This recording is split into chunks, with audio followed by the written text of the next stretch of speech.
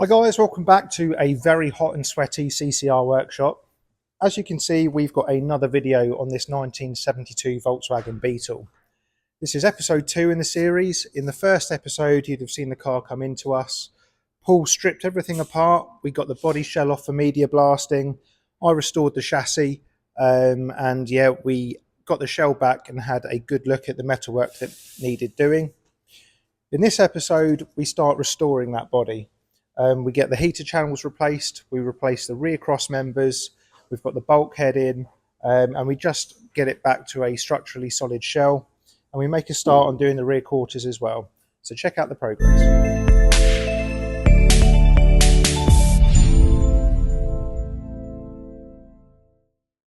The heart to any Beetle restoration is heater channels, and I had a genuine pair knocking around that needed a few repairs. I've chosen to use these instead of reproductions because the pressings are much better.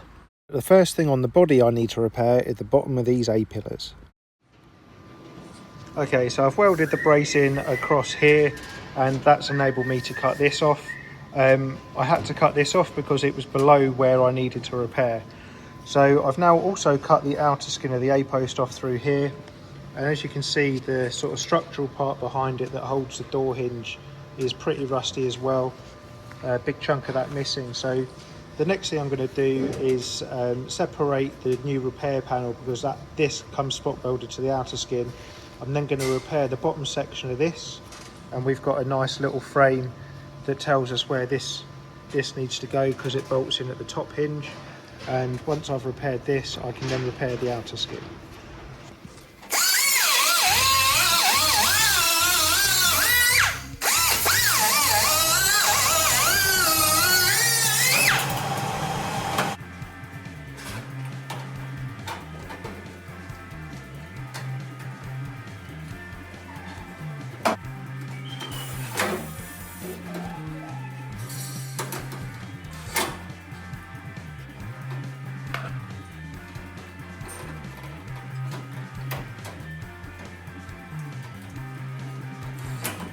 With the repair panel bolted in place using the jig, I can now cut it to size and weld it in.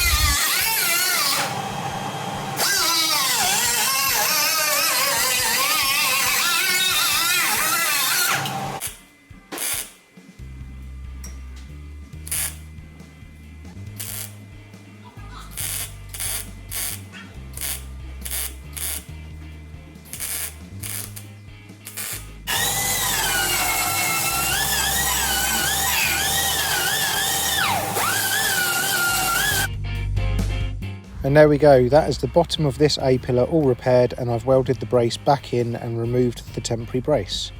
Next I can do the other side.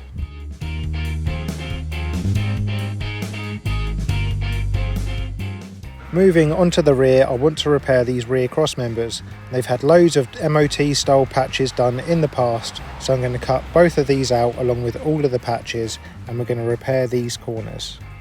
I make a start by drilling out all of the spot welds that hold the boot floor to the rear cross members, and then I can use the angle grinder to cut out all of the seam welded patches.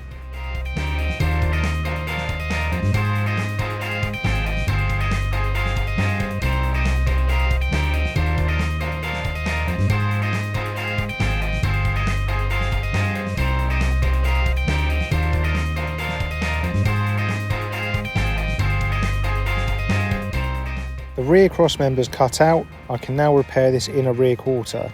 This is the next piece to repair because it welds to the heater channel. Luckily we have a body cut for this side, so it's nice and easy to repair. But it is missing the seatbelt mount, so I need to remove that from the old one and transfer it onto the new one.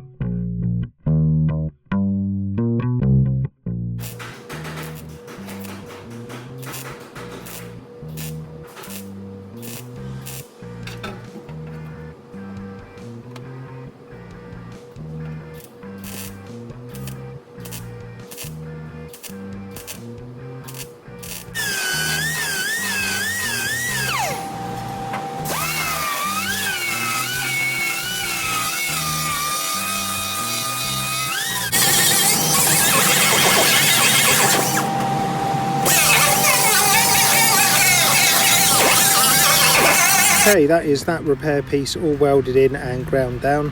I can now move on to the other side, and luckily I have a new old stock panel for that, which will again make this repair nice and easy.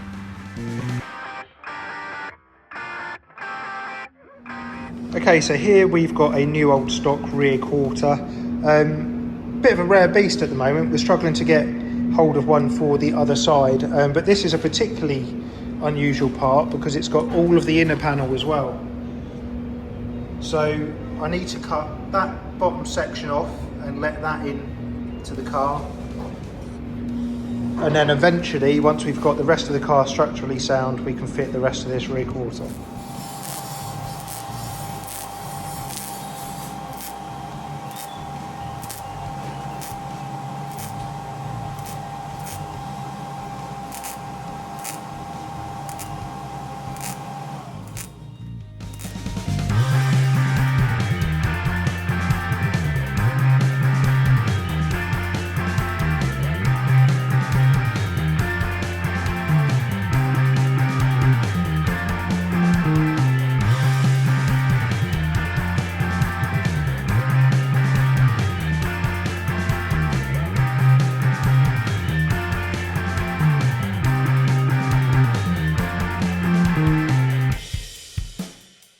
So here are the replacement rear cross members. Paul doesn't want to run heaters, so we're going to weld up these holes that allow the heat to come from the heat exchangers into the car.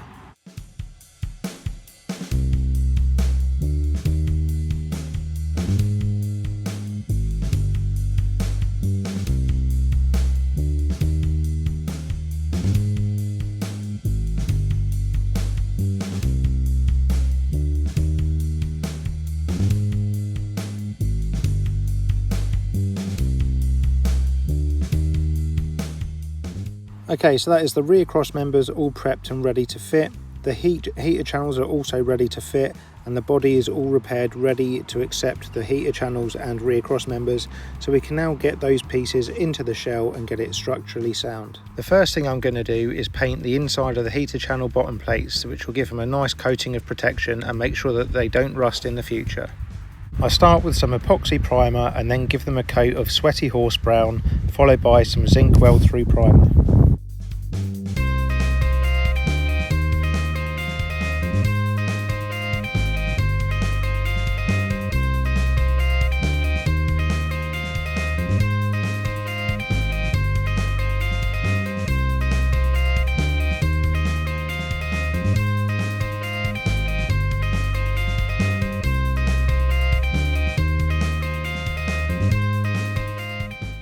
I can now drop the heater channel bottom plates onto the chassis and bolt them into place. I've also bolted the rear cross members on, and I can then drop the heater channels directly onto the bottom plates as well. I'm essentially using the chassis as a jig to make sure everything's lined up. Once all of those components are bolted down, I can then drop the body onto the chassis, bolt that down using the key mounting points. At that point I know everything is lined up as it should be, and we can start thinking about welding everything in place.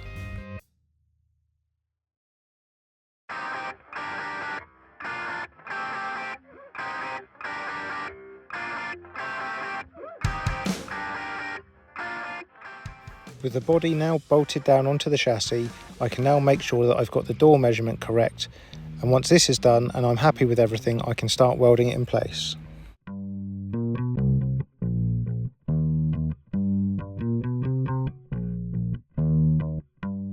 Now, it's not ideal because the B-pillar isn't in the best shape, but with the tape measure I can see it is within spec, and I can verify this with having a decent door gap all of the way round, so I can now think about getting it all welded in.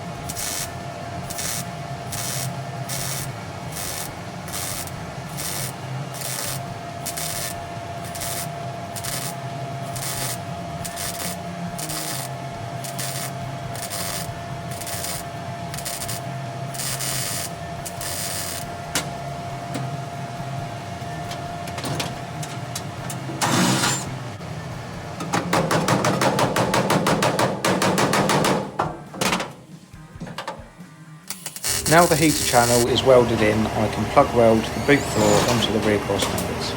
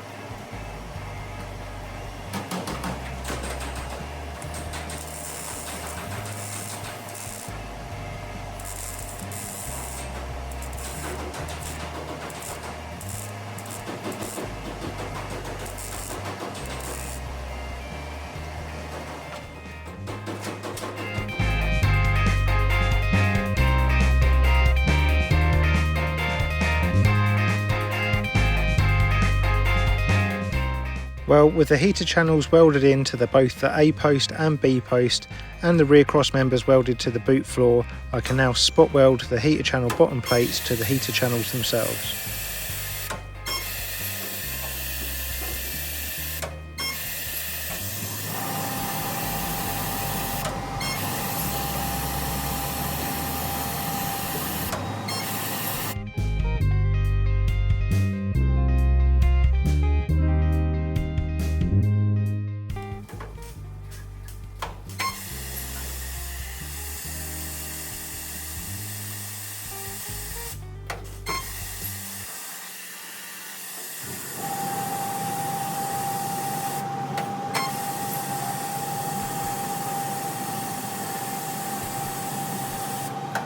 Right, onto the front bulkhead. This is beyond repair really, so I'm going to replace the entire thing, and this is spot welded all along the top of the firewall, so I'm going to start by drilling out these spot welds.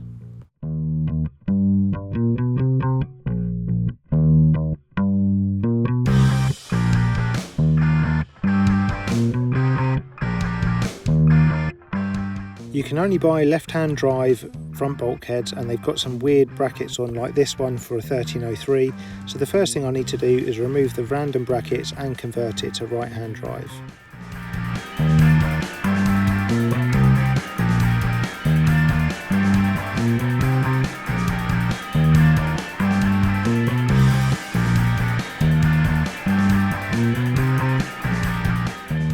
I start by cutting out the area that the steering column goes through and converting that over to the other side. I then need to make a piece to fill the hole that I've just made.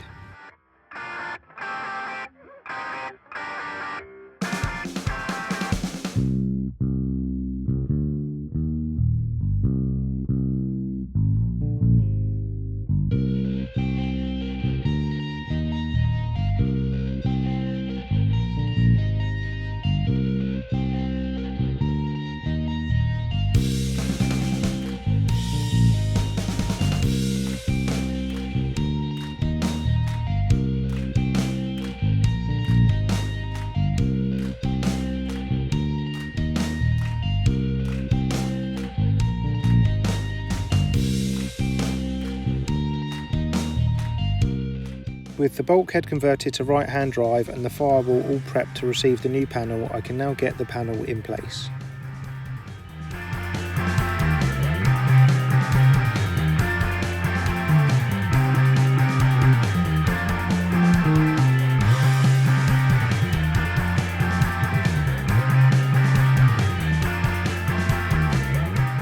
With the bulkhead welded in, I can now weld up the area where the drain goes through for the fresh air box, as Paul doesn't want to run that fresh air box.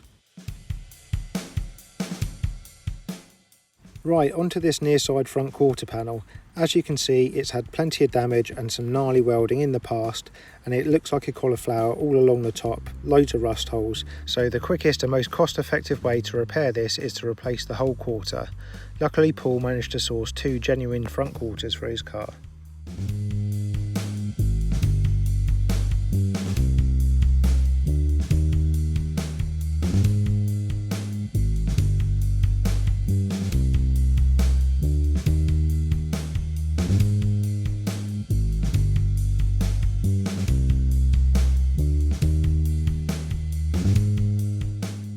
With the bulk of the front quarter now removed, I can make a start at cleaning all of this inner A-post section and make a few repairs that I need to do before we can fit the new quarter panel.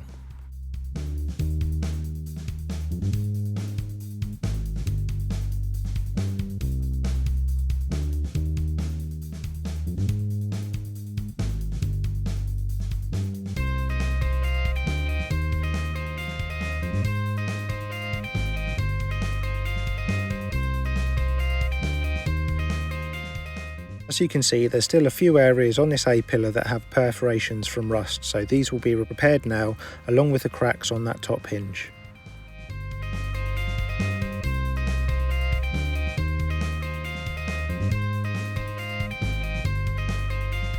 So as you can see, we've actually got quite a lot of the metalwork done on this shell, and I know I haven't covered it in this video, but I've got a lot of footage that I still need to edit.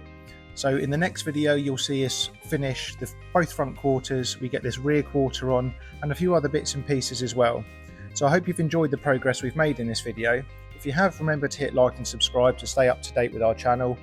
We've got a few other episodes to come on a Porsche as well. And yeah, I'll see you in the next one. Cheers.